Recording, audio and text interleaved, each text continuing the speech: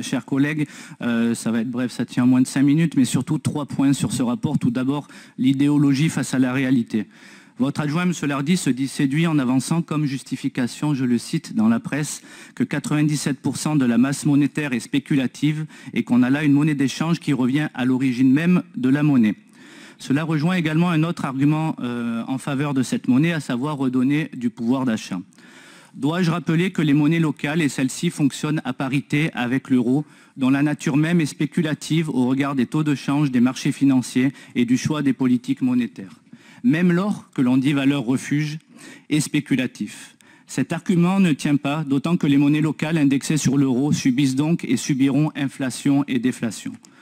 Sur le pouvoir d'achat, outre la volatilité de cette monnaie au même titre que l'euro, je veux bien que la finance et l'argent soient un gros mot dans cet hémicycle pour certaines personnes, mais j'irai sur des bases simples que tout le monde peut comprendre.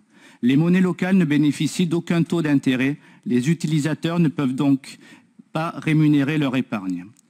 Tous les autres arguments, en dehors peut-être celui de créer de la discussion sur le nom de la roue, ne tiennent pas.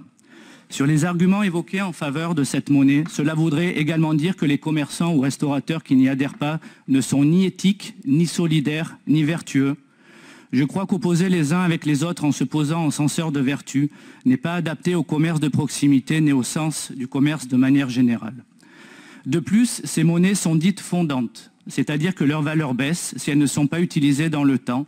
Et pire encore, si l'association fait un jour défaut, les utilisateurs se retrouvent avec des jetons inutiles qui servent au mieux à caler des meubles. Le deuxième point concerne les expériences négatives et je m'inscris en faux sur ce qu'a dit M. Lardy, à savoir que toutes les expériences dans des pays qui sont plus avancés que nous sur l'expérience citoyenne, à travers notamment l'Allemagne et les États-Unis qui ont commencé dans les années 2000, ils sont revenus puisqu'elles n'en existent quasiment plus.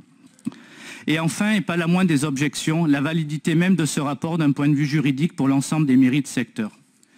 Quand à l'approche de la semaine sur l'emploi et le handicap, qui a lieu dans 15 jours, j'interroge vos services juridiques, monsieur le maire, pour savoir si en tant que maire de secteur, j'ai le droit de dépenser 2 000 € pour prendre en charge la cotisation de l'ensemble des associations médico-sociales qui œuvrent pour le handicap auprès des entrepreneurs de l'Yvonne-Vallée. On me répond à juste titre que, 1, je n'ai pas la compétence sur l'emploi et que le deuxième point, on me dit que je n'ai pas le droit de le faire. Pardon. Donc je l'ai dit, pardon, sur les compétences et surtout, pardon, j'avais oublié le deuxième point, que je n'ai pas mis en concurrence l'association, donc je m'y plie fortement.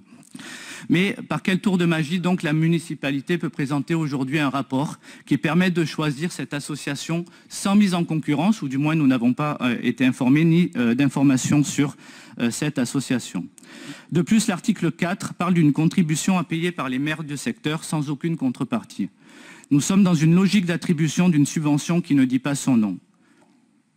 De plus, l'article 5, avec la contrepartie pour les mairies de secteur de rendre compte à la mairie centrale, voire de se fixer des objectifs sur une compétence qu'elle n'a pas. Je rappelle donc que les mairies de secteur ne peuvent juridiquement engager des dépenses qu'avec mise en concurrence.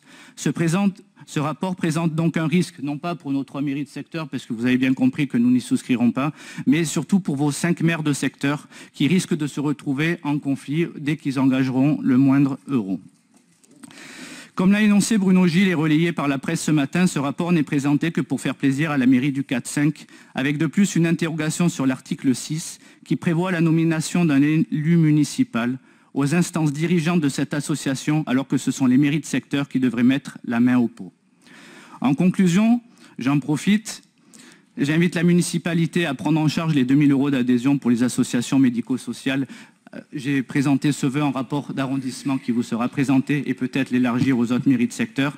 Mais surtout, je pense que ce rapport n'intéresse pas les Marseillais qui ont d'autres priorités dans leur quotidien comme la petite enfance ou la sécurité.